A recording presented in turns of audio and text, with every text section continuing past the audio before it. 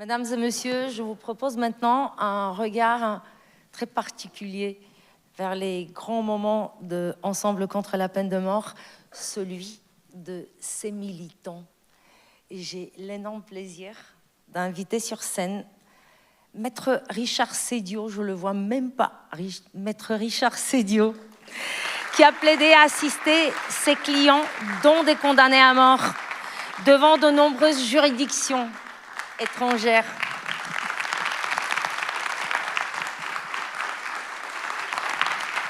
Quel plaisir de te voir.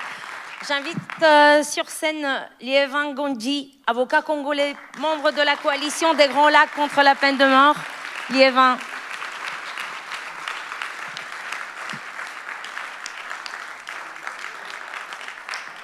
Et j'aurai le plaisir aussi d'inviter Émilie Aberlin de l'Agence française du développement. S'il vous plaît, Émilie, merci. Je vous en prie, messieurs.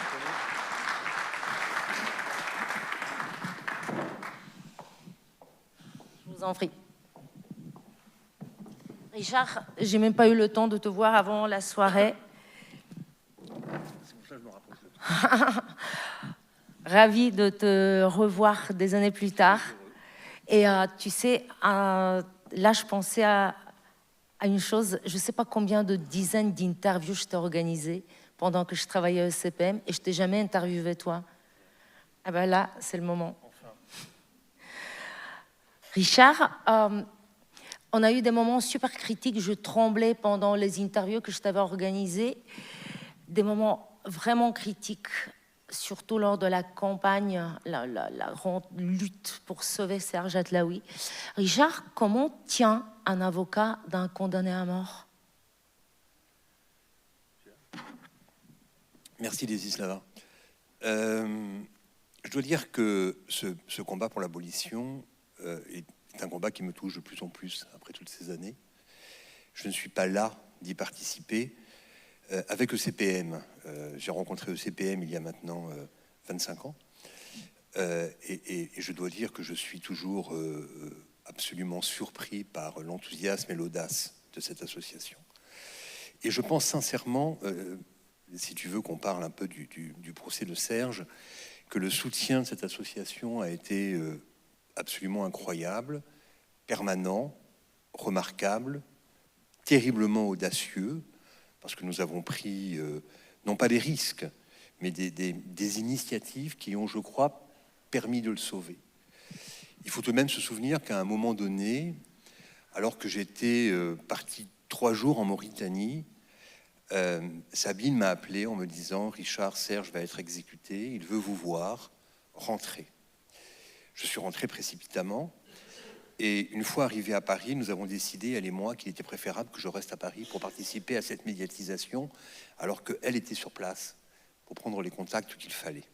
Et alors, grâce à ton soutien, Desislava, qui a été absolument extraordinaire, je n'y ai pris aucun plaisir, mais il fallait le faire. J'ai enchaîné ces interviews les unes après les autres. Je me souviens un soir être rentré dans ma chambre d'hôtel à Paris, avoir dû faire, je crois, 3 émissions de télévision. Alors, on vous maquille quand on arrive, mais on vous démaquille pas quand vous partez. On vous tend une lingette, mais comme je ne suis pas très habitué, j'étais pas très doué. Et donc, je suis arrivé dans ma chambre d'hôtel, épuisé après ces journées. Je ressemblais à un vieux travelot. Et puis, j'ai dormi quelques heures pour recommencer le lendemain. Vous voyez, un matin, je suis rentré sur un plateau de télévision. Et Madame Tissier, qui était ensuite avocat général à Cour d'appel de Paris et qui travaillait à l'époque en magistrat détaché pour le Quai d'Orsay, m'a appelé en me disant « Maître Sédio, je voulais vous le dire, il est sorti de la liste de ceux qui vont être exécutés. » Et je lui dis « Mais pourquoi lui ?» Car c'était le seul. Et elle m'a dit « Vous voyez, je crois que nous n'avons fait aucune erreur. Et si nous n'avons fait aucune erreur, nous le devons aussi, je dois le dire, à la diplomatie française et vraiment à ECPM, dont je suis très fier d'être aux côtés depuis si longtemps.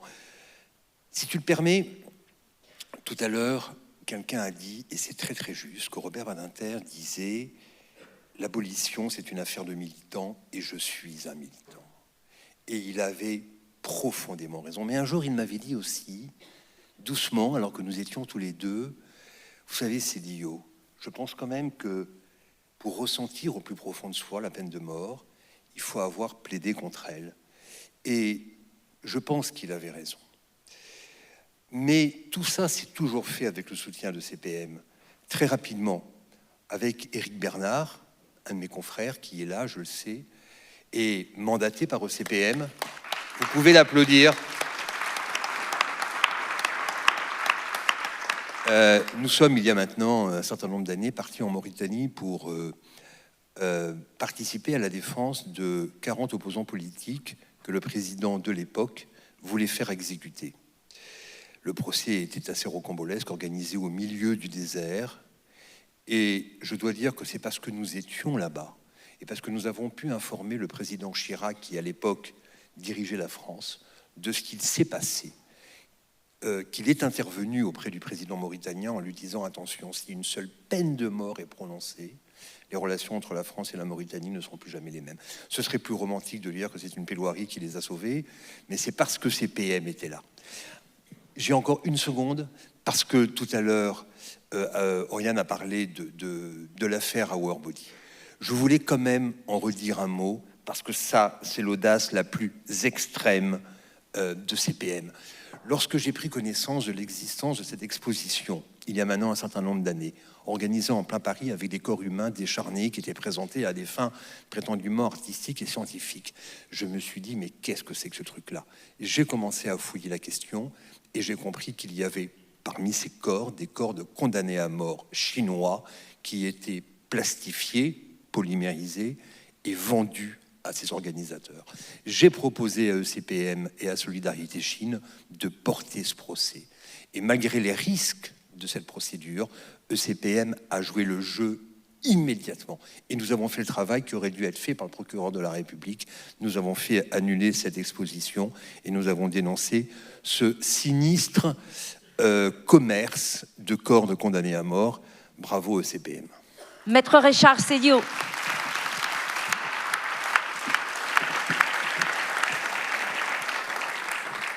Liévin, vous êtes l'une des grandes figures abolitionnistes en Afrique.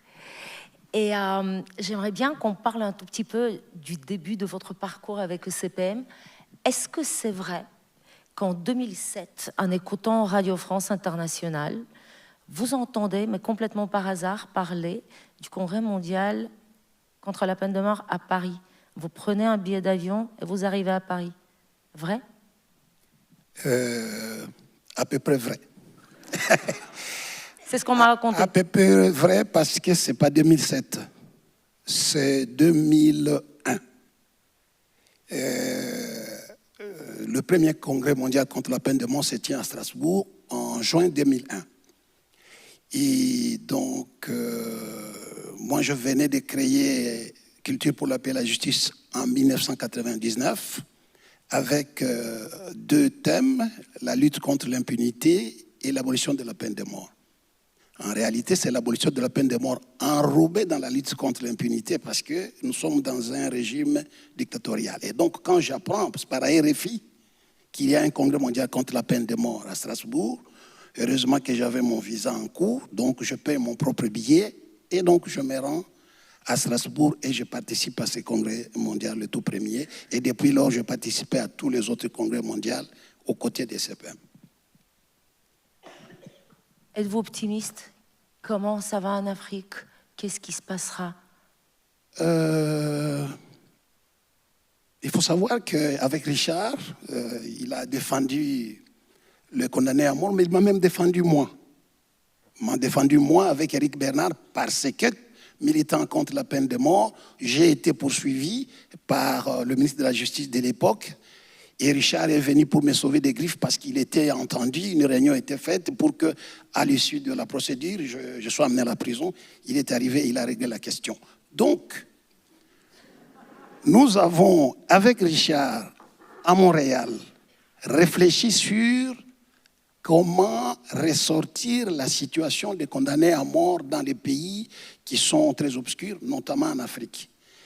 Et c'est ainsi qu'avec l'appui des CPM, nous allons faire la mission d'enquête au Congo en 2005, dont les rapports vont permettre à SCPM et à CPJ de gagner les prix des droits de l'homme du gouvernement français, qui nous a été remis en décembre 2005. Et donc, je peux dire qu'il y a espoir parce que ça nous a permis, dès lors, de commencer à parler de la peine de mort en public et d'obliger même les autorités à venir, même s'ils venaient pour défendre leur position de rétentionniste, mais ils venaient quand même pour participer à nos réunions. Aujourd'hui, nous avons réussi à mettre en place des réseaux de députés contre la peine de mort, des avocats. Nous faisons d'ailleurs, avec l'appui des CPM, les assistances judiciaires où nous avons réussi à faire acquitter plus de 30 musulmans qui avaient été condamnés à mort dans un procès qui n'a duré qu'une nuit. Vous vous rendez compte? Donc je peux dire qu'il y a de l'espoir, mais en même temps, avec notre aide, SCPM est arrivé à une grande victoire, on n'en parlait pas beaucoup, que la peine de mort soit non seulement abolie au Congo-Brazzaville, mais que l'abolition soit inscrite dans la Constitution. Donc ça signifie qu'il y a des avancées. Mais au Congo c'est difficile. C'est difficile parce que ça évolue en dents de scie. Voilà. Merci de votre intervention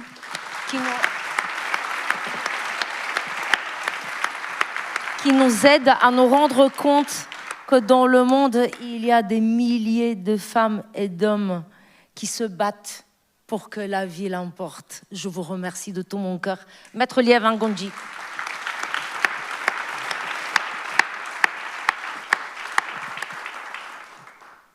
Bonsoir, Emilia Berlin.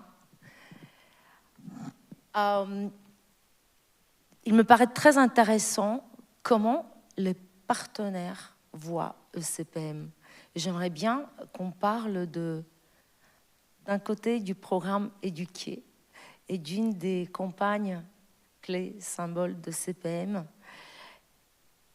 S'aimer n'est pas un crime. Comment vous, en tant que partenaire, quel regard portez-vous? Bonsoir à tous et toutes. Merci beaucoup pour l'invitation et l'association à cette table ronde militante.